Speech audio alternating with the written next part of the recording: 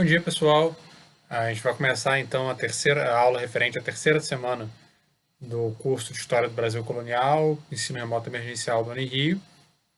E na aula de hoje a gente vai discutir a expansão marítima portuguesa para tentar pensar o Brasil, a viagem de Cabral e a chegada na Terra, que depois viria a ser chamada de Brasil, num contexto mais amplo. A viagem em si, ela teve muito pouca relevância. Viagem de Cabral e a chegada no Brasil. Teve muito pouca relevância.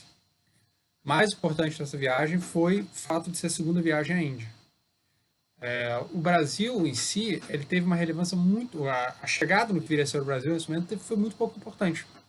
Então, para que serve essa aula? Se 1500 em si foi pouco importante. Foi menos importante que 1492, a chegada de Colombo no Caribe. Foi menos importante do que 1498, a chegada de Vasco da Gama na Índia. Então, qual é o interesse dessa aula? Se eu já começo dizendo que 1500 em si é pouco relevante.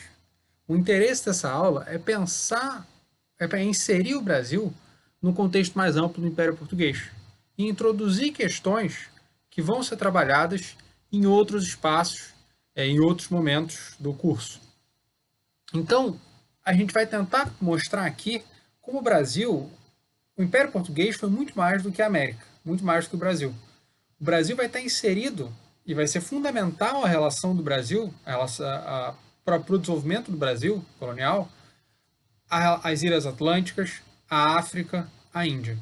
Tudo isso vai moldar a experiência portuguesa, vai moldar expectativas, vai permitir que o Brasil estabelecesse ligações comerciais, importasse modelos políticos, maneiras de pensar. Então, a gente vai tentar entender esse contexto mais amplo de constituição do Império Português, que é onde o Brasil tem que ser entendido. Porque geralmente há uma separação muito grande entre história do Brasil e história de Portugal. Mas, na verdade, elas estão profundamente conectadas. Pelo menos até 1834, com a morte de Dom Pedro I do Brasil, IV de Portugal. Também até 1850, com o fim do tráfico atlântico de africanos escravizados. E também até 1910, quando você tem a queda da dinastia de Bragança em Portugal, que já tinha caído 20 anos antes, e mais além. Você tem uma série de circulação de pessoas, de ideias entre o Brasil e Portugal, que muitas vezes é ignorado. Então a gente tem que pensar o Brasil dentro dessa história. E se isso tem alguma desculpa para ser ignorado pós-independência, certamente não tem nenhuma para ser ignorado aqui no nosso curso. Então, a gente vai tentar pensar essa experiência portuguesa, seu contato com essas outras sociedades e o impacto e os significados disso por causa dos impactos que vão ter para a gente compreender o Brasil. Mas, evidentemente, mais importante desse momento inicial da expansão não é o Brasil, é a Ásia. O Brasil está atrás da Ásia, está atrás de importância da África, está atrás de importância das Ilhas Atlânticas nesse momento inicial. Mas a África, as Ilhas Atlânticas e a Ásia são todos essenciais para entender a história do Brasil. E é isso que a gente vai tentar discutir nesse curso, né? Eu não sei também se vocês têm noção do tamanho que era, do significado que tinha o Império Português. Esse mapinha aqui, não dá para ver direito, né? Mas você, porque está muito pequeno, mas vocês podem olhar no PowerPoint que está disponível no Dropbox, né? E aí vocês vão ver a quantidade de lugares que Portugal estabeleceu bases, cidades, feitorias, indo de Ceuta, no norte da África, que hoje é uma posição espanhola, porque foi com a Espanha, com a monarquia hispânica pós-restauração portuguesa, né, 1640, até o Japão, passando pela Índia, pela China, regiões no Índico, no Atlântico. Então, o que a gente tem que notar aqui é essa profunda relação entre o Brasil, entre essa profunda relação, esse tamanho que tem o Império Português, que vai muito além do Brasil. E que o Brasil, portanto, tem que ser percebido nesse contexto. O Império Português é um império fundamentalmente marítimo, dependendo do controle dos oceanos, o Atlântico, Sul, fundamentalmente, e o Índico. Esses que são os espaços por excelência de reforço, de ação do poder português. E claro que o estudo do Império Português, né, ele vai ter um significado político muito grande. O Gilberto Freire, por exemplo, ele vai entender o Brasil dentro da experiência portuguesa, como a gente viu na semana passada. E mais do que isso, o Gilberto Freire vai acabar se inserindo no contexto de vai acabar se inserindo no contexto de valorização, de idealização de uma visão ufanista do Império Português, mesmo sendo brasileiro. O Gilberto Freire acaba servindo com a ideia dele do chamado luso-tropicalismo. A ideia de colonização portuguesa era menos violenta, mais respeitosa às diferenças e mais adequada aos trópicos da colonização de outros povos, vai servir como um elemento central de justificativa da continuidade do imperialismo português durante a ditadura salazarista, que vai, como falei na aula passada, né, vai se manter até 1975, 74, 75, quando você tem a Revolução de Escravos, a democratização de Portugal e o fim das guerras coloniais que tinham se iniciado em 1961 em Angola e Moçambique. Essa imagem que vocês estão vendo é do padrão de descobrimentos, feito em 1960. E essa imagem é uma representação física da maneira como o regime salazarista via a expansão portuguesa. O regime salazarista via a expansão portuguesa como fundamentalmente um fenômeno que você tem que entender a partir de grandes homens. Então vai se enfatizar o heroísmo, a genialidade de personagens portugueses. Monarcas como Dom João II e Dom Manuel, poetas como Camões, navegadores como Vasco da Gama e Cabral, cientistas e por aí vai. Então a ideia é que o padrão de descobrimentos ele fosse essa simbolização dessa imensa importância, né, e dessa genialidade portuguesa que tem que ser entendida da maneira como eles queriam entender o Império. Era essa a intenção desse monumento, que é um monumento bonito, é interessante. Se vocês forem a Lisboa, eu recomendo, né? Sempre ia lá, quando estava em Lisboa trabalhando, nos arquivos. Mas ele tem essa herança profundamente imperialista, passadora de pano, digamos, né? Ou seja, minimiza a violência, ufanista, chauvinista e por aí vai. Como, na verdade, toda Lisboa, né? Você tem uma sobre-representação do Império na constituição do espaço público português, no espaço físico português, especialmente em Lisboa, como capital do Império, né? Então, essa visão ela vai ser questionada. Você vai ter visões mais complexas, né? Certamente, desde o início do século XX, vai ter o Antônio Sérgio, por exemplo, vai ser fundamentalmente a partir de meados do século XX, com o trabalho de um grande historiador português chamado Vitorino Magalhães Godinho, você começa a ter uma visão mais estrutural da expansão imperial. Então a gente vai tentar, ao longo dessa aula, pensar a formação de Portugal não como e a consequente expansão marítima, não como algo inevitável, não como resultado de um plano coordenado, mas principalmente como resultado de elementos estruturais que vão se influenciando mutuamente. Então, uma questão estrutural, certamente, é a própria característica do reino português. Como é que Portugal se constitui? Portugal vai se constituir na luta contra os muçulmanos. Ele vai, no início do século, finalzinho do século XI, início do século XII, né, você tem esse início, esse processo de reconquista, né? O que é esse processo de reconquista? Os muçulmanos tinham invadido a Península Ibérica no início do século VIII, e eles vão conquistando o território ibérico entre o século VIII e o século IX, X, assim.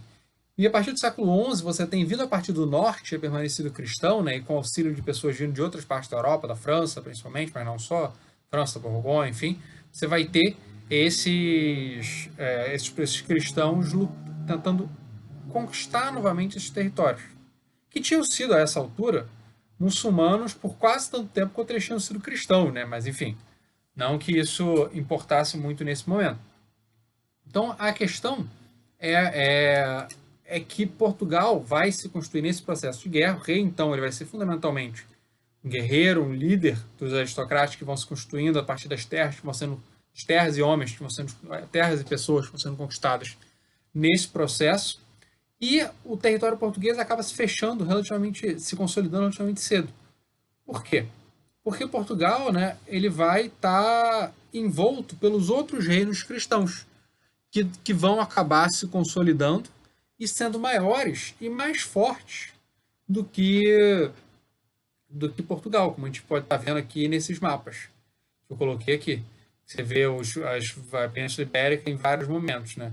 Final do século VIII, no início do século X, no meio do século XII e já para o final já posteriormente no final do século XV. Então, essa estrutura, essa conquista, né, faz por muito tempo se pensou, se ensinava no ensino médio como o primeiro Estado moderno. Em certo sentido, a ideia desse caráter excepcionalmente precoce de consolidação das fronteiras está certo, mas o Estado moderno pressupõe uma modernidade que estava ausente nesse momento. Portugal era uma monarquia dentro de modelos medievais, ainda que ela tivesse uma consolidação de poder, o monarca tivesse talvez um pouco mais poder que em outros espaços, porque ele não tinha que lidar com aristocracias enraizadas há séculos, já que afinal Portugal tinha conquistado esse território e o rei e a aristocracia tinham se consolidado conjuntamente, com o rei concedendo terras a essa aristocracia. A partir do século XIII, né, quando esse processo de conquista está mais ou menos consolidado, o rei vai ser o novo, vai se apresentar não só como guerreiro, mas a pessoa que garante a ordem social. E como é que ele garante a ordem social? Dando a cada um que é seu como determinado por Deus. Ele vai legislar e ele vai julgar. E para isso, ele vai começar muito lentamente, num processo que vai durar séculos, a demandar, a ter o apoio de um grupo de letrados, pessoas cujo principal capital nessa sociedade era o seu conhecimento do direito, das letras, e que, portanto, podem fazer e aplicar leis em conjunto com o monarca. Mas esse processo, que eu estou falando várias vezes que se deu ao longo de séculos, não foi um processo unidirecional. Você teve momentos de reforço do poder régio, momentos de recuo do poder régio. E, fundamentalmente, qual era o elemento central que prejudicava o avanço do poder régio? Era a aristocracia. Eram os grandes nobres. Por quê? Porque eles queriam, ao mesmo tempo que o poder real se expandia, eles também expandiam o seu poder senhorial. Então tinha áreas que os monarcas não podiam influenciar diretamente. Tinha áreas que a capacidade, a influência do monarca era relativamente limitada. Então, nesse sentido, o que o monarca ele precisava dos aristocratas, mas exatamente porque ele precisava desses aristocratas, esses aristocratas frequentemente podiam se interpor a esse e limitar essas iniciativas régias. E dentre esses aristocratas, você tem elementos muito importantes na própria família régia. Então você vai ter conflitos literalmente fratricidas, conflitos entre irmãos, parentes e por aí vai. E junto a isso você sempre vai ter a ameaça castelhana, especialmente depois que Leão e Castela, né, dois reinos na Península Ibérica, se agregam. E aí você fica essa possibilidade, né, de limitação sempre temor, né, de que Portugal fosse ser incorporado nesse reino maior ibérico ao longo da Baixa Idade Média e também da época moderna, né? Então, o monarca, ele por um lado, se pensava que a função dele era manter a ordem, mas exatamente para manter a ordem ele tinha que gerar algum tipo de mudanças, porque ele precisava se fortalecer para manter a ordem, né? Então você vai ter conflitos constantes, que de algumas décadas mais, outras menos, né? Mas o principal é vocês não acharem que você vai ter uma marcha do poder régio sem pausa, e na mesma velocidade ao longo do século. São momentos de consolidação, momentos de enfraquecimento. Mas enfim, mas isso aí vocês veem em medieval, né, que certamente sabe-se muito mais, né, o Paulo André, a Miriam, sabe muito mais de história de Portugal medieval do que eu, que ainda tem que estudar muito mais sobre isso. Uma coisa que dificultava, né, essa consolidação dessa aristocracia, que era benéfico para a coroa, era que você não tinha uma regra muito precisa para a passagem da herança de uma geração para outra, e que isso dificultava a formação de grandes casas senhoriais. Você não tinha grandes casas senhoriais que pudessem rivalizar com a coroa portuguesa, pelo menos até o fim do século XIV, ou seja, durante o período da primeira dinastia, a dinastia de Borgonha. Porque é diferente do que acontecia em outros reinos na época, de outros reinos na mesma época. Outro elemento constituinte, né, dessa estrutura política na Baixa Idade Média são os conselhos, o poder local, que eram por pequenas nobrezas, grupos que às vezes tinham uma origem mercantil e que muitas vezes vão se aliar ao poder régio porque eles viam o poder senhorial dos aristocratas como mais ameaçador. Então, essa sociedade ela nunca foi composta só por aristocratas e o rei. Teve também esses outros elementos, muitas vezes que essas elites locais muitas vezes eram resultado de processos de ascensão, né, no contexto de mercantilização, expansão do comércio entre os séculos XI e XIII. Então você já tem um triângulo político aí. Você ainda pode somar a igreja, né, para formar um quadrilátero político, digamos assim. Um quadrado político. E esses vários elementos vão estar o tempo todo em contato e conflito nesse momento. Só que aí vai chegar o século XIV, que foi um momento de crise em toda a Europa, na verdade, em todo o mundo euroasiático, em algum grau também na África, embora a gente tenha muito menos dados sobre o impacto da peste negra na África. Está sendo uma coisa que está começando a ser estudada, mas sabe-se muito menos sobre isso ainda. Então, assim, a gente vive num momento de pandemia, mas a peste negra é algo muito, numa escala incomparavelmente. Qual a porcentagem? Qual o país mais afetado do mundo pela pandemia? Segundo os dados atuais, é o Peru, que morreu mais ou menos, tem mortes confirmadas, mais ou menos 0,1% da sua população. 1 em cada 1.000 pessoas. Ora, a peste negra, você tem a morte da escala de 1/3 a metade da população europeia, varia dependendo do lugar. Então, isso dá uma ideia, né, do impacto da peste negra. Inclusive, você tem no excelente podcast do Rui Tavares, né, que está recomendado no programa do curso, você tem uma memória, uma série de episódios sobre a peste negra que eu recomendo que vocês ouçam também.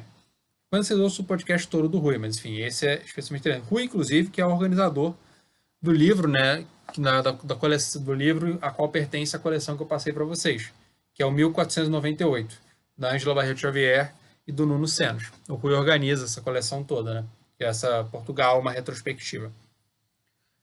Então você tem no século XIV a peste negra, você tem crises de fome por causa de mudanças climáticas, você tem um resfriamento, né, você tem séculos XI a XIII, você tem fundamentalmente por causa de questões de radiação solar, enfim, questões climáticas mais amplas, você tem uma diminuição das colheitas, e aí isso ajuda a produzir essa fome.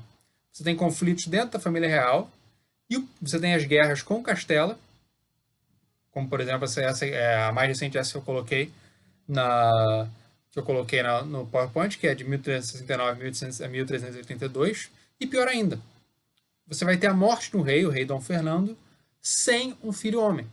E a filha mulher dele tinha se casado nesse processo de paz com o monarca castelhano.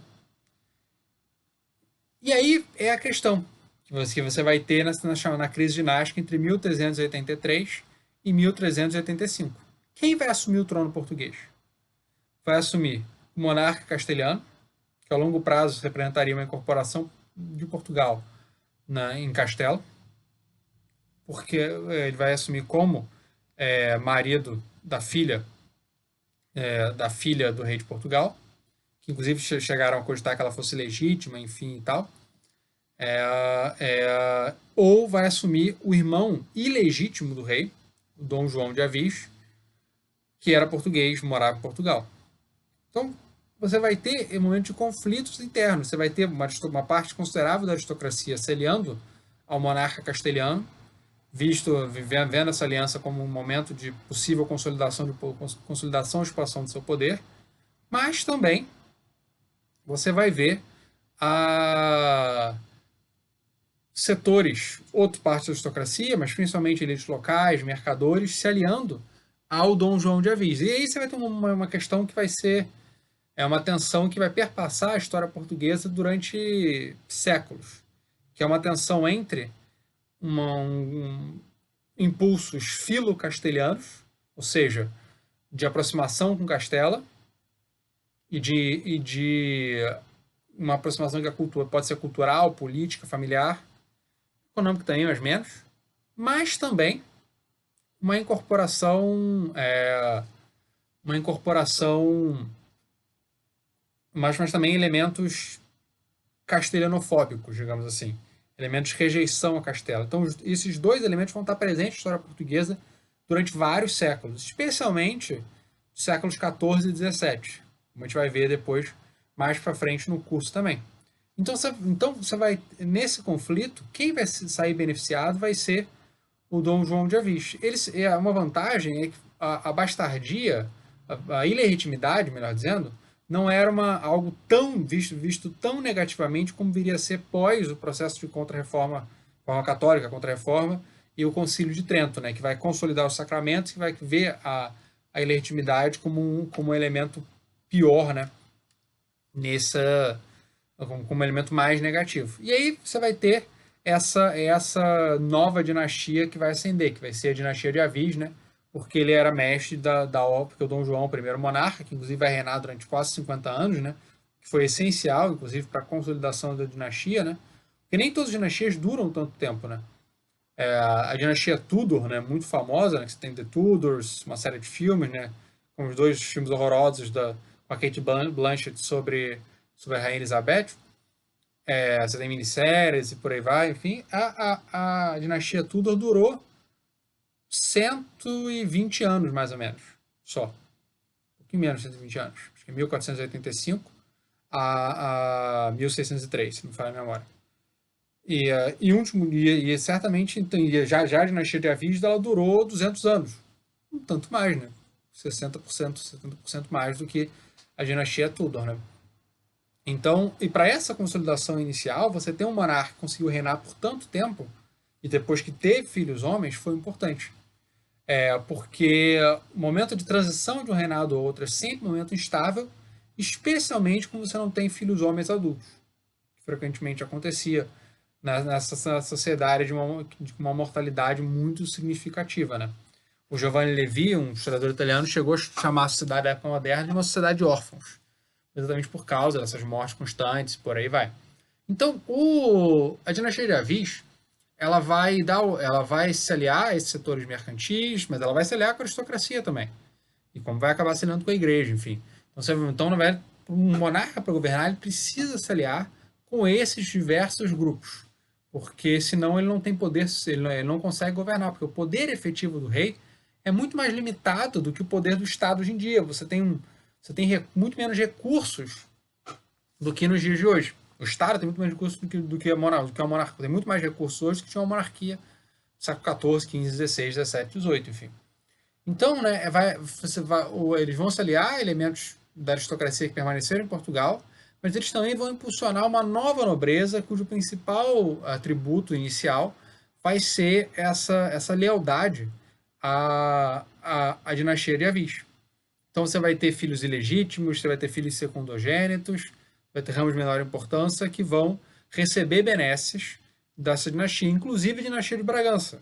Depois vai assumir o trono em 1640 e depois, em 22, né, o trono brasileiro. Essa dinastia de Bragança, que vai reinar no Brasil até 1889 e em Portugal até 1910, as origens dela estão nesse momento inicial como uma casa aristocrática profundamente ligada à dinastia de Avis, né? Então, eles também vão criar leis que vão determinar, a lei mental, chamada de 1434, que vão determinar que uma parte dos bens que a coroa doa a essa aristocracia volte após a morte para a coroa, para que a coroa pudesse doar de novo. Então isso vai criar um incentivo também para que essa aristocracia o tempo todo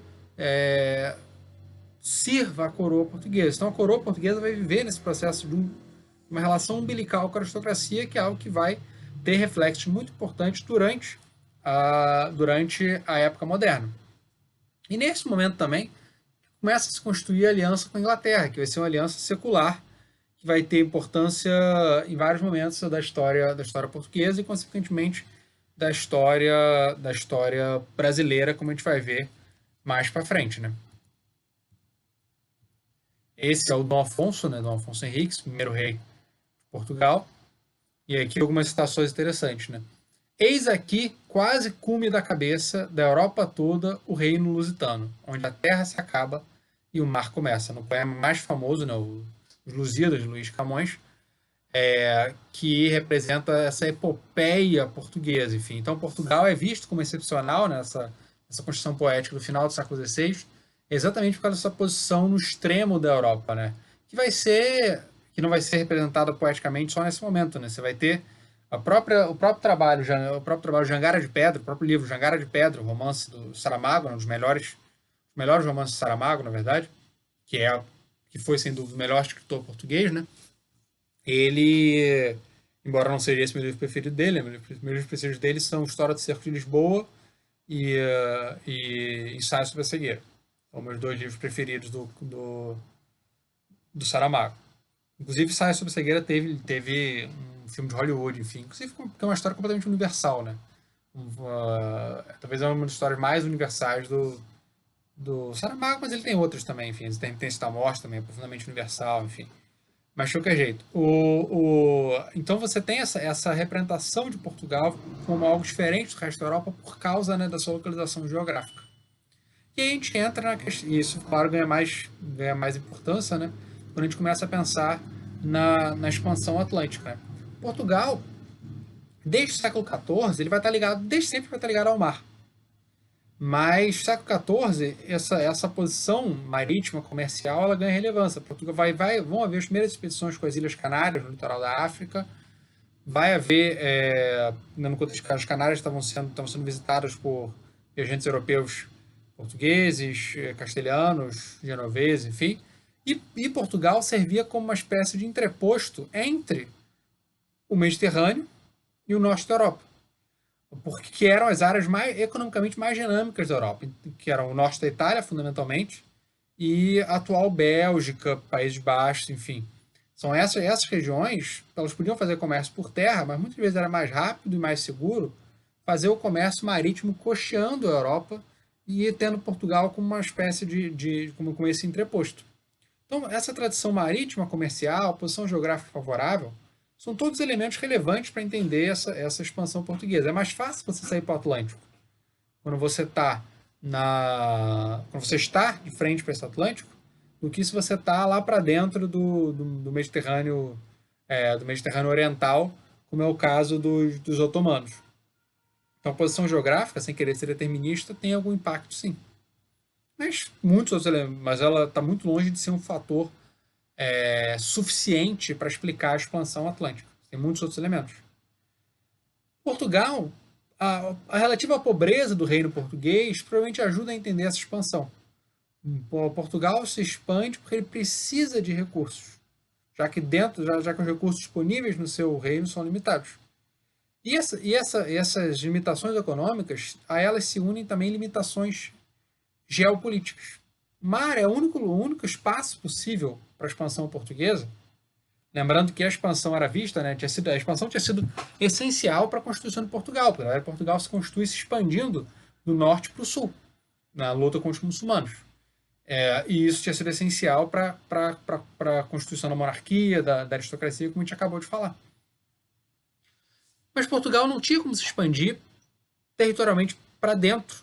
Por quê? Porque ele estava rodeado por um reino muito mais forte, que era Castela, maior e mais forte. Então, como é que você podia resistir à possível anexação causada pela ameaça castelhana? O historiador brasileiro Luiz Felipe de Lencastre, ele tem um texto, né, que ele chama isso de uma expansão política, uma expansão preventiva, né? Expansão política preemptiva, ou seja, você tenta impedir esse avanço, esse avanço, você tenta reunir forças para resistir ao possível avanço castelhano, fazendo essa expansão marítima. E aí qual vai ser o primeiro local de expansão marítima? Vai ser Ceuta, 30 anos depois do início da dinastia de Avis. Esse início da dinastia de Avis, ele vai, ele vai esse início nesses primeiros 30 anos, a dinastia de Avis, ela estava em conflitos constantes com Castela até 1411. E esses conflitos constantes com Castela, digamos, davam um espaço para extravasar os conflitos com a coroa, com os conflitos das forças guerreiras da aristocracia. Mas após o fim desses conflitos, o temor é que essa aristocracia se volte a essa própria coroa. Então, como é que você pode, por um lado, abrir espaços para que essa aristocracia conquiste butins, conquiste, consiga saquear, consiga exercer essas aptidões guerreiras que são essenciais para o seu prestígio? Como é que você consegue aumentar o prestígio dessa primeira dinastia? Como é que você consegue ter acesso a mais recursos? Expandindo-se para o ultramar. E qual a importância de Ceuta? Ceuta, que fica muito perto, geograficamente muito perto, fica na ponta da África, pertíssimo, né, de, de, de Portugal, da Península Ibérica, né? Você vê Ceuta aqui, né, quase colado na Espanha, né, no Estreito de Gibraltar. Era uma área relativamente próxima. Granada, aqui no sul da atual Espanha, era visto como uma região, como uma área que quem devia poder fazer essa luta contra os muçulmanos em Granada, essa prestigiosa luta, atenta a essa mentalidade cruzadística, essa mentalidade ligada às cruzadas, ela é vista como controlar, era um elemento para Castela. Se Portugal se metesse, podia gerar conflitos. Lembrando que a guerra tinha acabado há pouco tempo. Mas já o norte da África, não. Então, para lutar contra para vocês poderem se expandir para ainda esse muro que representava Castela, eles vão se expandir para o norte da África. E Ceuta era importante, como era uma área essencial para o comércio de trigo no norte da África, e onde também chegava o ouro vindo da África subsaariana. Então se pensava que a conquista de Ceuta podia ter uma importância política interna dentro de Portugal, por oferecer oportunidades de ascensão de ascensão, de butim, de saque, de exercício de guerra para essa aristocracia.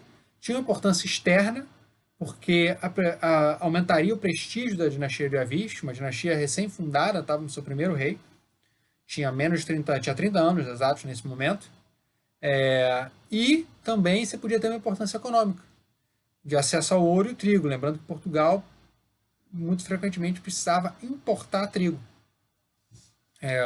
E que o ouro era essencial num contexto de recuperação demográfica e econômica após a crise causada pela peste negra no meio do século XIV. Por que o ouro é importante? O ouro é moeda.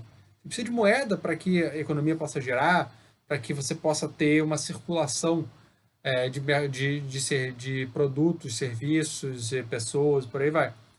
Então, o ouro tinha uma função, era muito importante para essa recuperação econômica europeia, inclusive para Portugal, que não tinha minas, né, nem de prata nem de ouro no seu território. Então, se conquista Ceuta. Vai ser uma grande expedição financiada pela coroa, mas o problema é que você vai ter muito pouca lucratividade nesse momento, porque o que os muçulmanos fazem? Desviam as rotas comerciais. Então você não consegue, em vez de Ceuta ser uma área de onde se poderia exportar trigo para Portugal, Ceuta passa a depender de comida.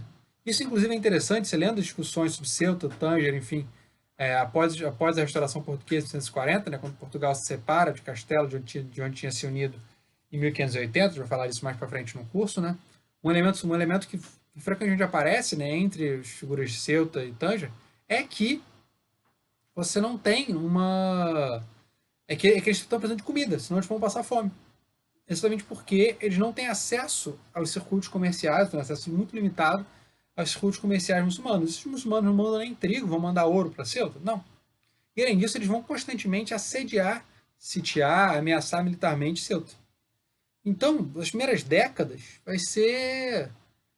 Ceuta tinha uma importância militar, servia como uma área que você podia ajudar a combater piratas muçulmanos e proteger os navios cristãos no Estreito de Gibraltar, mas, em compensação, ela custava muito mais do que ela trazia para a coroa portuguesa, mas ela, por outro lado, ela tinha um prestígio muito grande. Então você passa décadas, né, se pensando o que você vai fazer com Ceuta.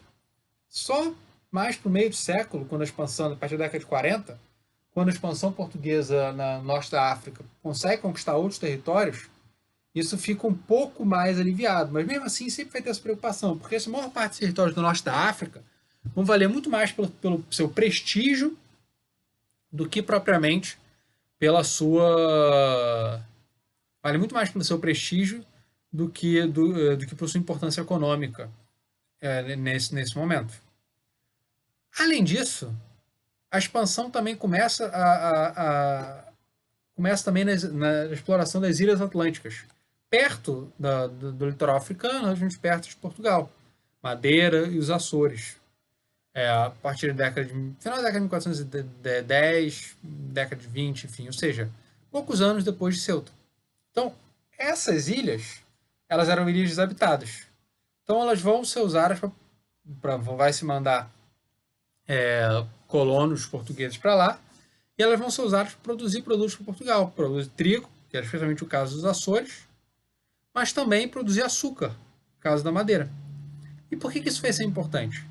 Porque vai ser nessas ilhas atlânticas, primeiro a Madeira, depois em outras ilhas mais para baixo, né, como São Tomé, que você vai ter essa união entre açúcar e escravidão.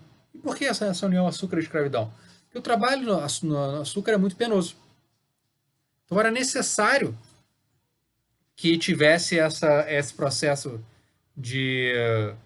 Era necessário que houvesse esse processo de expansão, esse processo de escravização, para conseguir dominar esse território, para conseguir colonizar e efetivamente produzir açúcar. Madeira você ainda tinha uma mão de obra livre significativa. São Tomé não. São Tomé já era uma mão de obra completamente escrava. Por que isso é relevante? Porque isso vai servir de base, de padrão, de template para a posterior colonização do Brasil.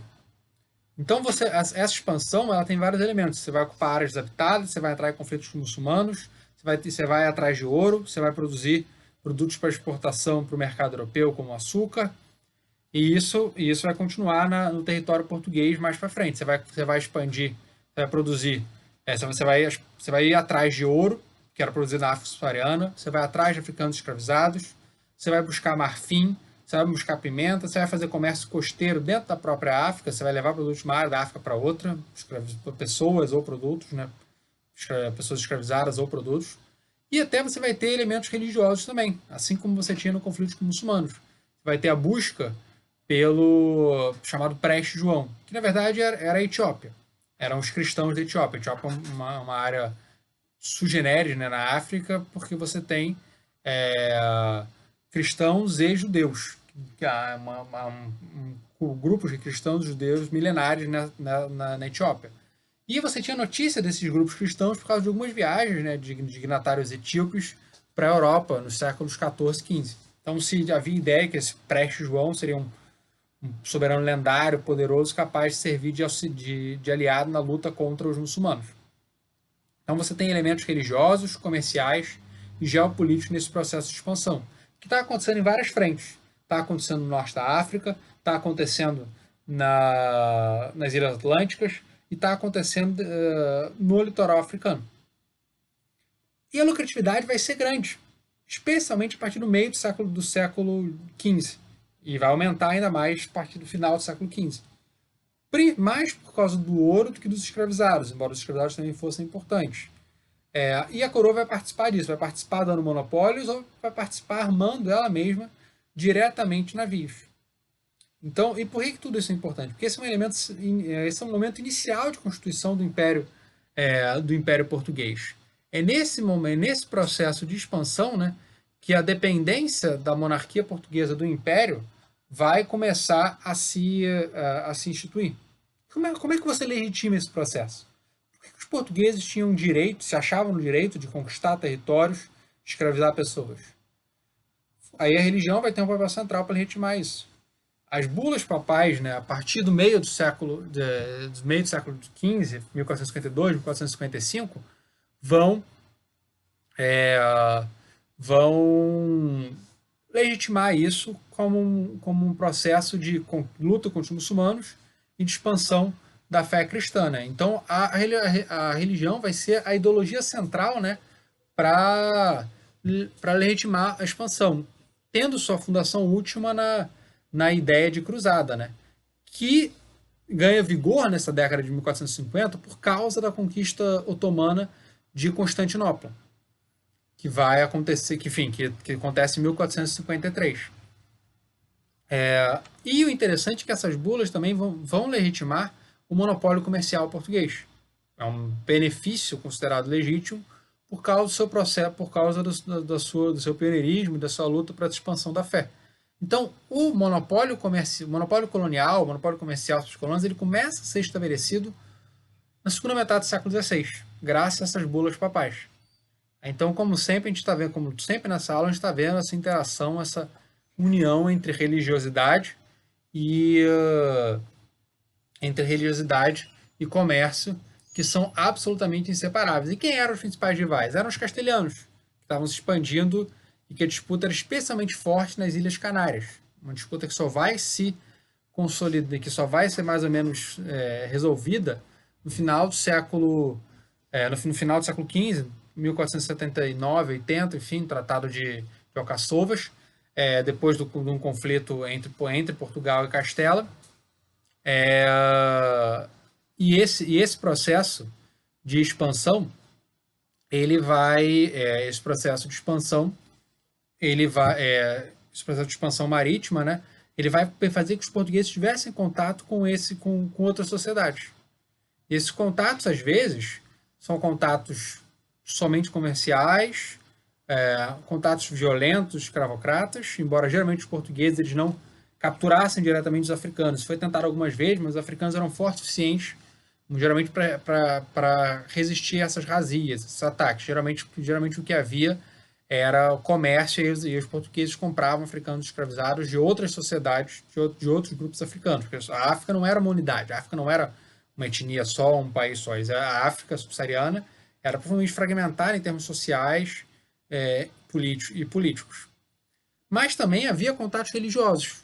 A expansão cristã, que servia como desculpa, né, ela vai ser algo que vai efetivamente funcionar, especialmente a partir do contato com o Congo, com o chamado Reino do Congo. Essa imagem aqui representa, né, essa chegada. E o que você nota aqui? Você tem como é que está a relação de poder nessa representação do final do século XV, início do século XVI, do contato dos portugueses com o Congo? Você tem o soberano congolês em cima, você tem, né, os africanos prestando vassalagem, obediência ao soberano, e você tem o viajante, o explorador português, o capitão português, se ajoelhando. Ele está flexionando o joelho para se ajoelhar em obediência ao monarca. E por que essa imagem é interessante? Porque ela indica para a gente como essa relação não era uma relação somente de dominação. Havia potentados africanos com os quais os portugueses eram obrigados a negociar mais ou menos em pé de igualdade. Então, Portugal não chega e conquista todo o território. Portugal, na verdade, vai estabelecer feitorias, vai deixar pessoas degradadas, membros da tripulação de navios, nesses territórios para se integrar na sociedade, mas a relação de poder não vai ser tão assimétrica como vai ser depois no final do século, a partir do final do século XIX, com o imperialismo contemporâneo. Essa é uma relação de poder muito menos assimétrica, porque os portugueses não tinham capacidade militar de conquistar grande parte desse território. Então, eles vão precisar, em algum sentido, se integrar, vão precisar usar força em alguns momentos, mas, frequentemente, o que vai estar havendo é uma relação de negociação. Mas se é uma relação de negociação, por que havia o tráfico? A gente vai discutir o tráfico mais para frente, mas o ponto é que a África era socialmente muito distinta. Então, alguns grupos realizam esse tráfico com outros grupos. A desigualdade social e os conflitos intergrupais não eram uma prerrogativa da Europa. Eles aconteciam na África, como aconteciam na Ásia, como aconteciam nas Américas. E o fato de que a África, a propriedade da terra era menos relevante, era pouco relevante, aumentava a importância da propriedade dos homens. E aí o tráfico de africanos escravizados vai ter um papel significativo nesses territórios. Mas a escravidão na África vai ser um pouco diferente, vai ser diferente da escravidão nas Américas e na Europa, enfim, mas a gente vai discutir mais para frente. Então o ponto aqui é a gente perceber a expansão não como resultado da vontade régia ou de grandes homens ou de grandes projetos. Reparem que eu sequer falei da escola de Sagres. Por quê? Porque a escola de Sagres não existiu. A escola de Sagres é fundamentalmente uma invenção do século XIX. Também não falei, né, de figuras como Infante e Dom Henrique, que tiveram importância, que atuaram, porque os indivíduos são menos importantes que esses elementos estruturais. São elementos estruturais que necessidade de afirmação política da dinastia de Avis, são elementos menos importantes que a busca por riquezas, especialmente ouro, mas não só, e elementos menos importantes até do que a religião. Então, o que eu estou querendo mostrar aqui é que a gente tem que pensar a expansão como resultado nessa convergência de uma série de fatores, não foi uma coisa só que causou a expansão marítima, e que são fatores estruturais e não fatores individuais. E aí é isso que vai possibilitar, né, esse processo expansionista. Né? Bem, aqui tem vários trechos, né, que enfim, eu não vou a aula como sempre está ficando maior do que eu estou pensando, tem vários trechos, pode ir lá no PowerPoint, pode discutir em sala, mas não são tão essenciais para a nossa análise. Esse aqui, só é interessante mostrar, essa imagem é o Forte São Jorge da Mina, que foi construído pelo português, vai ser usado pelo tráfico de africanos escravizados, mas o mais importante, a construção foi menos a escravidão e mais a busca pelo ouro que circulava nessa região.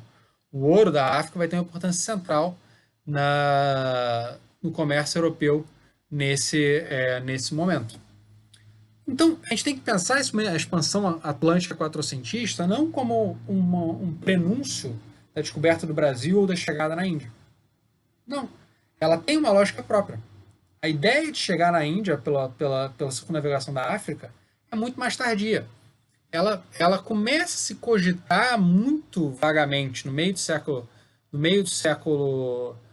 XV, mas é só a partir da década de 1480, num contexto de que o rei está afirmando seu poder, num contexto de um empenho régio, mas também comercial maior na expansão. Por que você estava você estava fazendo mais estava se colocando mais empenho nesse processo de expansão marítima? Porque simplesmente estava dando mais lucro.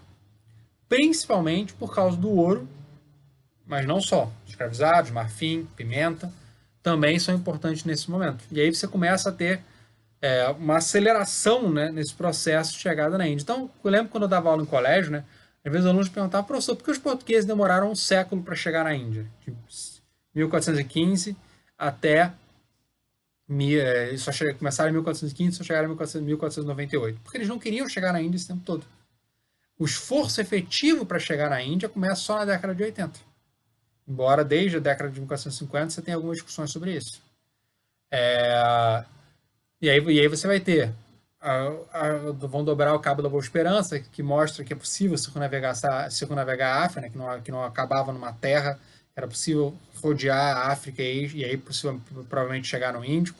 Você vai ter a viagem de Colombo, né, em que Colombo, quando ele volta, ele aporta em Lisboa em 93, e aí o rei de Portugal vai dizer, o Dom João vai dizer, acho que essa terra é minha, enfim, começa toda uma discussão com os monarcas castelhanos, os reis católicos, para dizer o que se faz se se é uma região que deve ser conquistada que deve ser conquistada pelos portugueses, ou que deve ser conquistada, que é uma região que deve ser portuguesa ou castelhana, e aí isso gera essa divisão do mundo, né, da parte ocidental para os castelhanos, da parte oriental para os portugueses.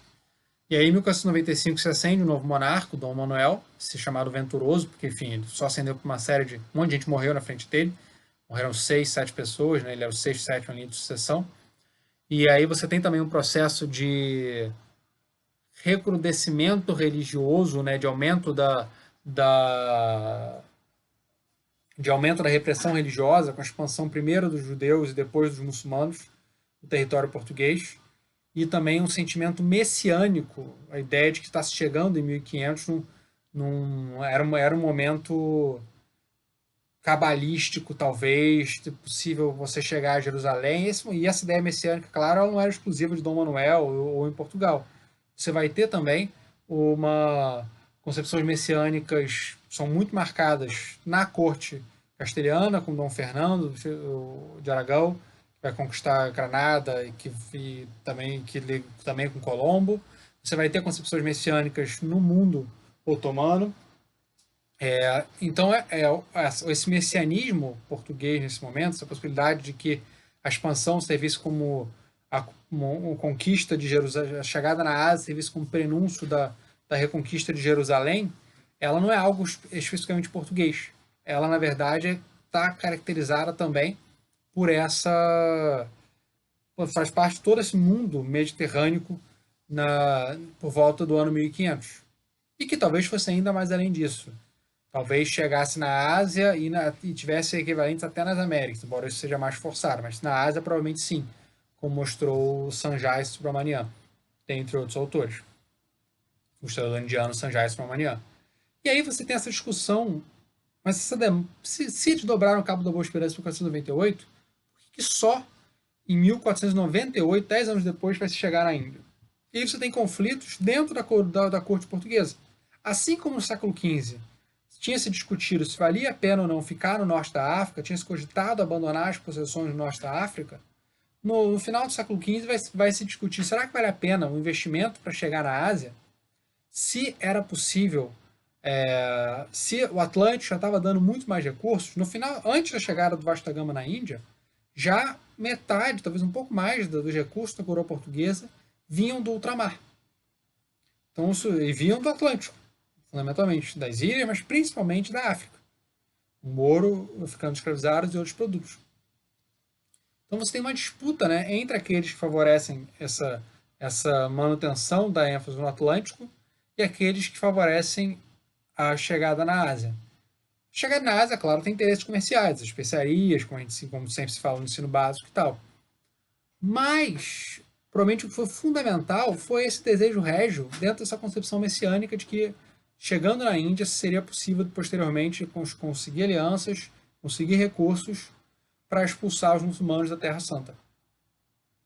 E aí vai se mandar a viagem do Vasta Gama, né, que era uma viagem que não era talvez tão importante, exatamente a gente percebe pelo fato de que o Vasta Gama não era uma figura das mais prestigiosas dentro da alta sociedade portuguesa, da nobreza portuguesa, pelo contrário. E aí esse navio chega em 1498 na Índia. Mas foi um fracasso. Por que ele foi um fracasso? Porque ele tinha os presentes que ele trazia para os potentários indianos eram muito irrelevantes para os padrões daquela sociedade. Eles não conheciam nada, eles confundiram hindus com cristãos, hindus com muçulmanos. Eles precisavam da ajuda de pilotos muçulmanos para conseguir chegar nesse território. As mercadorias que eles trouxeram, que eles levaram para a Índia, tinham muito pouco valor. Então, nesse contexto, vai ter a primeira viagem, ela foi um fracasso no sentido de que ela obteve muito pouco lucro, ou nem deu prejuízo. Ela conseguiu muito poucos recursos por causa da pouca possibilidade da pouca possibilidade de recursos, né, que se obtinha. Mas, por outro lado, ela foi um sucesso no sentido de que, embora você tenha fracassado em negociar com os potentários, mostrou fracassado em trazer recursos, mostrou que era possível fazer essa ligação e abriu, portanto, a ligação com a Índia. Daí a importância aqui, como o texto da Ângela Barreto Xavier e do Nuno Senos mostra, né? Daí, por exemplo, que pensadores como Adam Smith vão enfatizar, né, como um elemento absolutamente essencial da construção da modernidade, essa chegada na Índia, estabelecendo uma ligação comercial direta entre a Europa e a Índia, em vez de passar pelos circuitos tradicionais terrestres e mediterrâneos que existiam há séculos. Então aqui, enfim, aqui só curiosidade é o Tratado de Tordesilhas, né, o Copa da Torre do Tombo. Aqui o Vasco da Gama. E aqui, né, a carta que o Dom Manuel ele notifica os reis católicos com uma espécie de prazer perverso, né, depois que os reis católicos tinham notificado a monarquia portuguesa da chegada do Colombo nessas novas ilhas que não se sabia muito bem onde é que era, né? O Colombo vai dizer até morrer que era a Ásia, mas não era, evidentemente era o Caribe. O Dom Manuel vai escrever para os reis católicos: tínhamos mandado a descobrir a vasta gama, fidalgo de nossa casa, e com ele Paulo da Gama, seu irmão, Paulo da Gama, que coitado, que morreu na volta, com 4 navios pelo oceano, os quais já passava de 2 anos que eram partidos. E entraram e navegaram o mar dela, da Índia, em que acharam grandes cidades e de grandes edifícios, e ricos e de grande povoação, nas quais se faz todo o trato de especiaria e pedraria que passa em naus, que os mesmos descobridores viram e acharam em grande quantidade de grande grandeza a Meca, e daí ao Cairo, onde se espalha pelo mundo, do qual trouxeram logo estes quantidade, a saber, canela, cravo, gengibre, noz moscada e pimenta, e outros modos de especiaria, e ainda os lenhos e folhas deles mesmos, e muita pedraria fina de todas as sortes, a saber, rubir e outras, e ainda acharam terra em que há minas de ouro, do qual e da dita especiaria e pedraria não trouxeram tanta soma como puderam, por não levarem mercadoria. O navio voltou muito mais vazio do que podia, porque eles não tinham como comprar esses produtos. E porque sabemos que Vossas Altezas, disto hão de receber grande prazer e contentamento, houvemos por bem dar-lhes disso notificação. Ele escreve essa carta imediatamente após a chegada do Vasco da Gama, né, um ano depois que o Vasco da Gama tinha chegado à Índia, que dá uma noção da viagem, um ano para ir, um ano para voltar. A diferença de hoje em dia, né? E essa expansão, ela vai, todo o processo expansionista, ele vai trazer também novas ideias, né?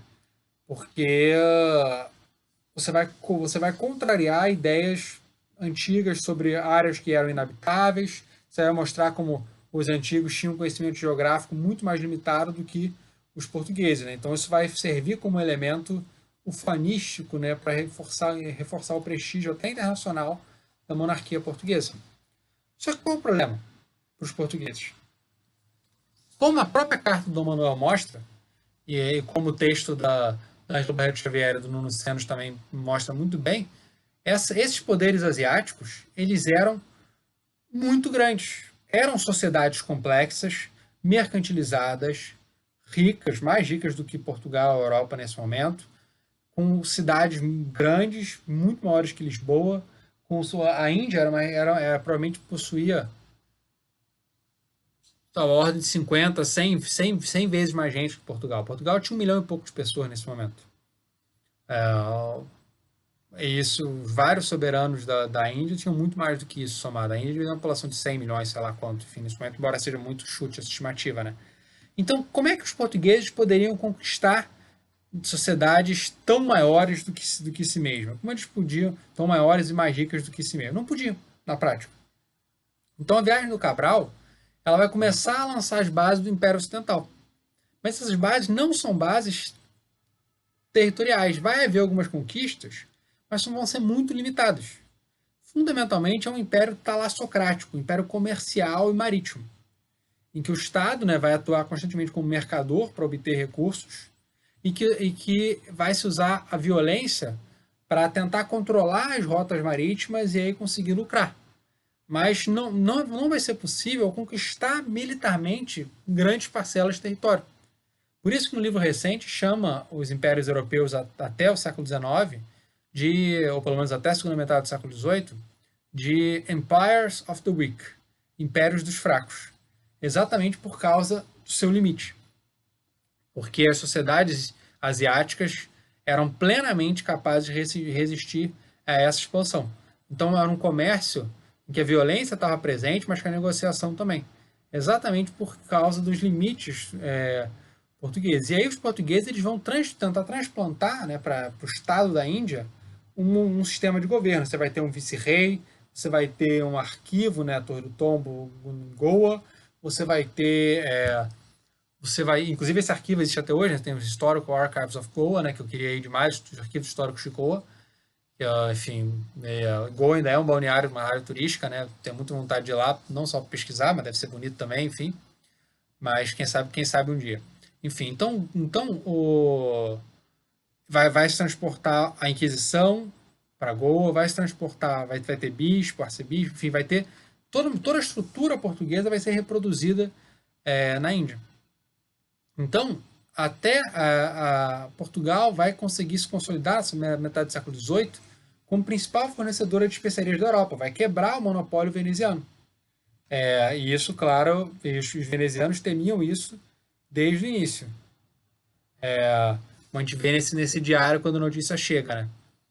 3 das ditas caravelas vieram de Calecut. Uma das notícias diz que veio, falando da viagem de Cabral, diz que veio grande quantidade de especiarias, especialmente pimenta e canela. Não obstante, pouco agora importa. Desculpa, está falando da viagem de vasta gama mesmo. Não obstante, pouco agora importa a quantidade. A importância da descoberta da viagem e do comércio, que todos os anos envolverá grande quantidade de especiarias. Esta notícia foi considerada muito má para a cidade de Veneza, e as pessoas sensatas creem que isto poderá ser o princípio da ruína do Estado veneziano, pois não há dúvida que o tráfico da viagem e a mercadoria e a navegação que a cidade de Veneza faz desde então todos os anos são o alimento e o leite de que a República de Veneza se sustenta. Mas isso foi um pouco de exagero, né? Porque Veneza tinha outros produtos comerciais e também as rotas comerciais terrestres não vão acabar nesse momento. Você vai continuar tendo rotas comerciais em que as pessoas vão chegar na Europa via o Mediterrâneo e as rotas vão até se recuperar na segunda metade do século XVIII. Do século XVI. Então Portugal, inclusive, ele vai boa parte da sua riqueza não vai ser só dentro de Portugal, vai ser também não vai ser só exportando esses produtos asiáticos para a Europa, vai ser também o comércio. Portugal vai participar do comércio intra-asiático, vai cobrar a proteção dos navios. Se você não me pagar, eu vou te atacar, uma coisa bem mafiosa mesmo, né? Miliciana, até, digamos assim, para pensar nos dias de hoje. Mas também o comércio intra-asiático levando produtos de uma área da Ásia para outra, mas muito mais do que havia na própria África, por causa dessa pujança comercial asiática. Então o Império ele não era uma estrutura monolítica, o Império era uma rede de relações, em que o Império Português na Ásia era uma rede de relações em que você tinha instituições formais, áreas dominadas por portugueses, mas que também os particulares iam se entranhando e expandindo redes comerciais e portanto, tinha uma relevância muito grande também. E aqui nesse império se mistura tudo: comércio, política e religião. A expansão da fé era possibilitada por causa da expansão comercial. E a expansão política, ela se beneficiava economicamente, a política se beneficiava economicamente dos recursos trazidos pelo comércio, mas também se beneficiava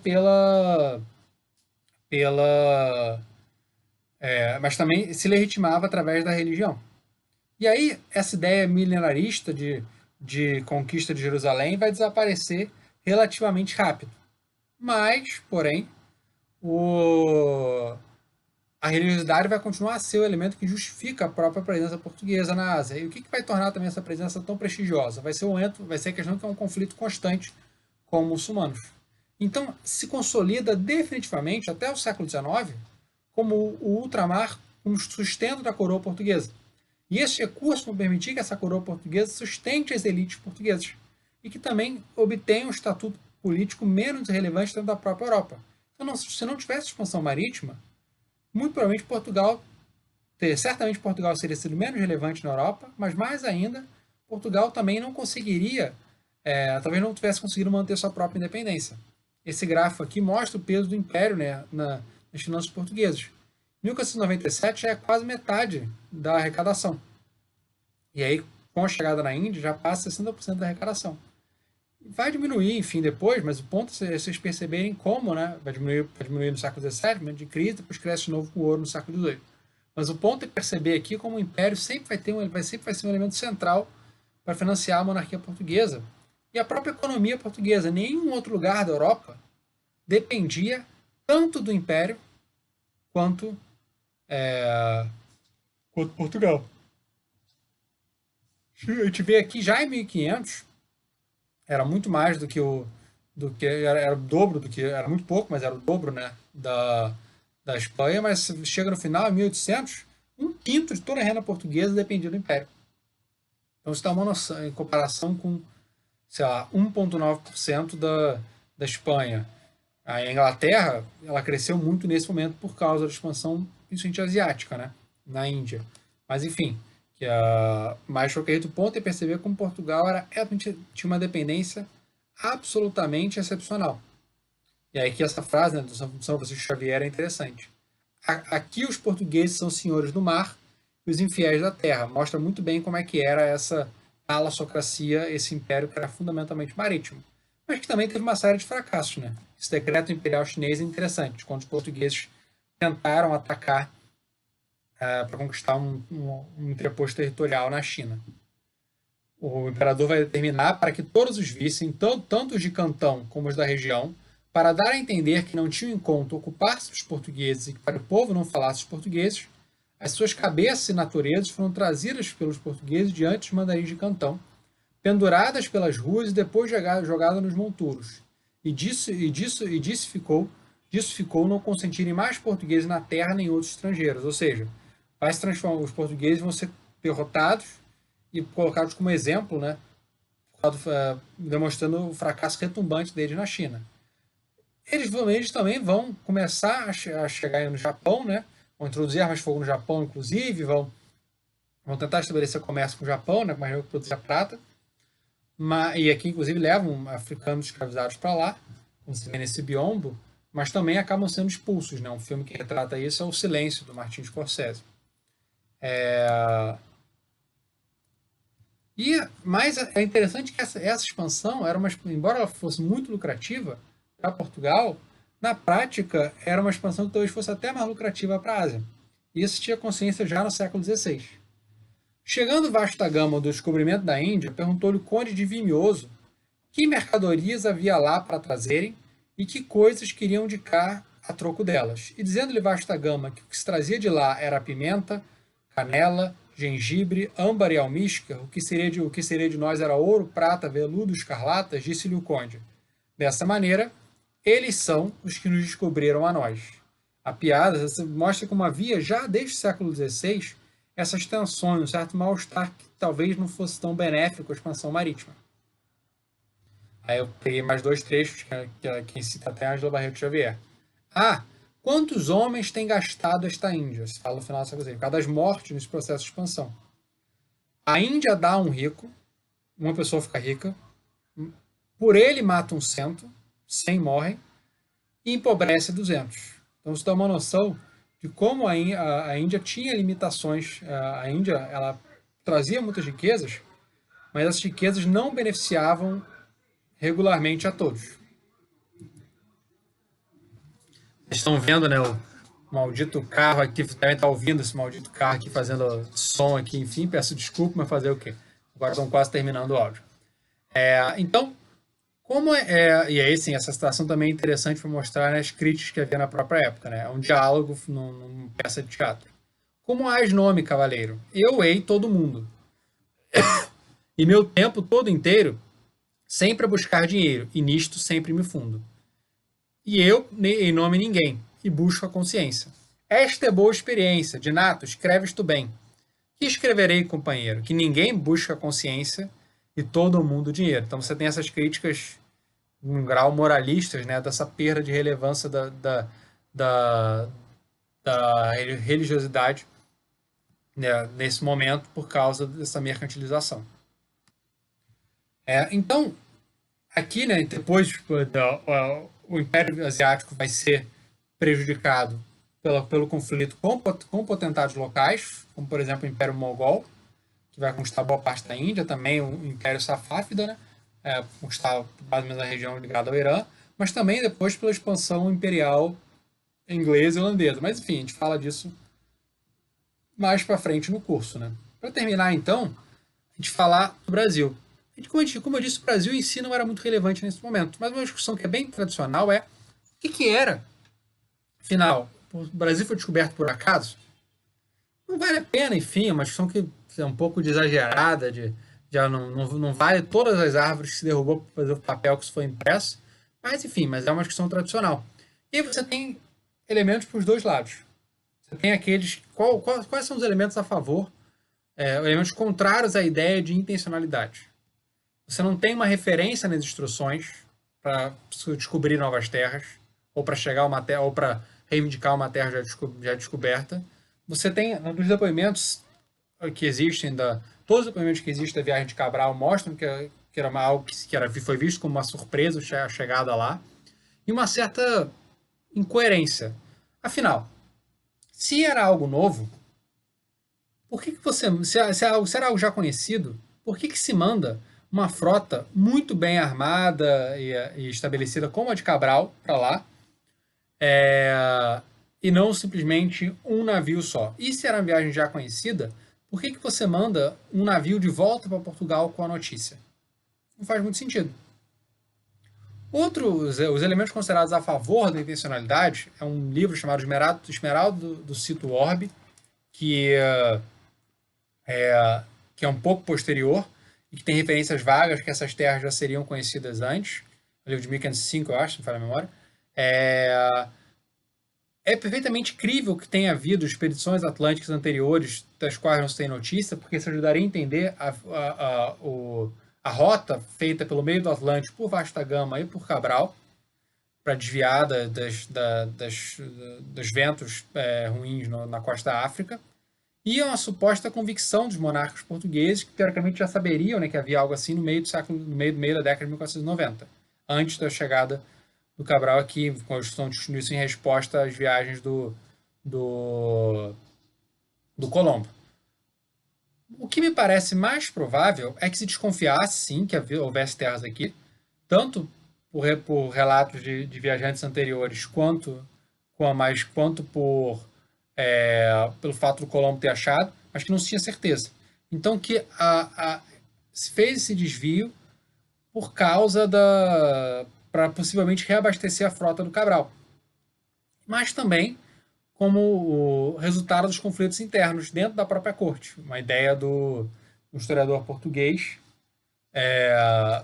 enfim, que eu esqueci, agora me deu branco no nome dele, escreveu de Ceuta a Timor, do Filipe Tomás. Ele fala, ele tem um artigo recente, de 2009, chamado Dom Manuel, a Índio Brasil, em que ele sugere que havia conflitos internos dentro da corte portuguesa e que os setores que eram mais favoráveis ao Atlântico, à exploração do Atlântico, vão convencer o Cabral a fazer esse desvio para achar novas terras e tentar reforçar essa posição deles. Então é possível que tenha sido isso também. Então, assim, eu não acho que soubesse que havia o Brasil aqui. Eu acho que se tinha desconfiança de que houvesse esse território, e daí o Cabral fazer esse desvio, mesmo porque isso era interessante para a própria viagem para a Índia, como inclusive o Caminha vai falar, né?